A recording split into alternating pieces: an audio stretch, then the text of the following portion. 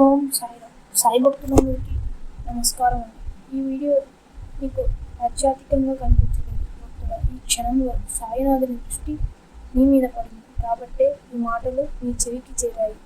రాబోయే 24 గంటల్లో మీ ఇంట్లో కానీ మీ మనసులో కానీ ఏదో ఒక మార్పు తప్పకుండా జరుగుతుంది. ఎందుకంటే బాబా నీ కన్నీళ్లను చూశాడు, నీ మౌన ప్రార్థనను విన్నాడు.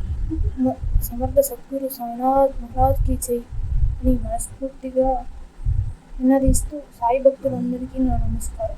ఈరోజు మన బాబా మనతో ఏమన్నారంటే, బిడ్డ నీ జీవితానికి అసలైన అర్థం మోక్షం అని. కానీ నువ్వు మాత్రం బాబా నీకు మోక్షం అర్థం కాదు, నా కష్టాలు తీరాలి, నా కోరికలు నెరవేరాలి, ప్రశాంతంగా జీవించాలి అని అడుగుతున్నావు. నీ మాటల్లో తప్పు లేదు తల్లి, ఈ మాటల్లో న్యాయం ఉంది అని బాబా అంటున్నారు. కానీ నీ కోరికలు తీరాలి అంటే నీ జీవన విధానంలో మార్పు రావాలి, ఓపిక రావాలి, సహనం రావాలి. శ్రీరాముడే ఎంతటి పరీక్షలు ఎదుర్కొన్నాడు. దేవుడిపై భూమిపై అవతరించి కష్టాలను అనుభవించాడు. అలాంటప్పుడు నువ్వు మంచి స్థాయికి చేరాలంటే కొంచెం ఓపిక ఉండాలి అని బాబా ప్రశ్నిస్తున్నాడు. కష్టం రాగానే నిరుత్సాహపడకూడదు. నా జీవితం ఎందుకులా అని నువ్వు అడుగుతున్నావు, కానీ నువ్వు నిరుత్సాహపడుతున్నావు. నిరుత్సాహపడితే ముందుకు వెళ్ళలేవు అని బాబా చెబుతున్నాడు. ధైర్యంగా ఉండి తల్లి, సహనంతో నిలబడు, నీ ప్రయత్నాలను సద్వినియోగం చేసుకో. దశరథ మహారాజు రేపు పట్టాభిషేకం అన్నప్పుడు శ్రీరాముని మనసు ఎలా ఉందో అదే మనసుతో 14 ఏళ్ళ వనవాసం అన్న మాట విన్నప్పటికీ ఎలాంటి మార్పు లేకుండా అంగీకరించాడు. ఇదే సమస్థితి. కాలం ఏది ఇస్తే అది స్వీకరించడం.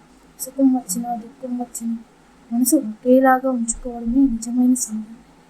బంగారు రాజవీధుల్లో తిరిగిన భక్తుడు అదే వీధుల్లో భిక్షపాత్రతో నడిచిన మనసు ప్రశాంతంగా ఉంచుకున్నాడు. పట్టుకోవాల్సినప్పుడు పట్టుకోవాలి, విడిచిపెట్టాల్సినప్పుడు విడిచిపెట్టాలి. జీవించు అని బందీగా మారాడు అని సాధన చెప్తుంది. భగవంతుడు ప్రత్యక్షంగా ఏం కావాలి అని అడిగితే, జ్ఞాని నాకేం కావాలో నాకు తెలియదు స్వామి, నాకు ఏది అవసరమో నీకే తెలుసు, అదే నాకు ఇవ్వు అని అడుగుతాడు. ఇదే నిజమైన భక్తి. వక్సద్వీకి కూడా నా ఎందుకు మనసు వస్తే నన్నే సేవిస్తే తప్పకుండా పొందుతాడు అని చెబుతుంది. జీవితమే సముద్రంలో కష్టాల అలలు తప్పు, కానీ నేనున్నాను నీకు అనే తెరచాపను భగవంతుడు మనకిస్తాడు. దాన్ని ఎత్తుకుపోవడమే మనకు అర్థం చేసుకోవడమే సాధన. ఒడ్డుకు చేరడమే యోగం. ఆ ఒడ్డే భగవంతుని సాన్నిధ్యం. తామరూపం మీద నీరు ముట్టుకోనట్టు జ్ఞానం వచ్చిన మనిషిని ఈ మాయా ప్రపంచం ముట్టుకోదు. చీకటిలో తాడుపాముగా వినిపించడం జ్ఞానం. వెలుగు వస్తే నిజం తెలుస్తుంది, అదే జ్ఞానం. భక్తుడి మనసు ఎల్లవేళలా భగవంతుడిపైనే ఉన్నాడు. అప్పుడు భగవంతుడి దృష్టి భక్తునిపై ఉంటుంది. అదే దృష్టే రక్షణ కవచం.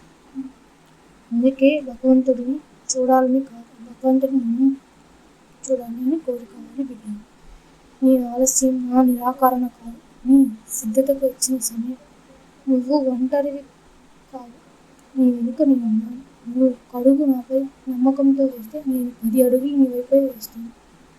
నువ్వు నన్ను వదలకపోతే నేను నిన్ను ఎప్పటికీ వదలను.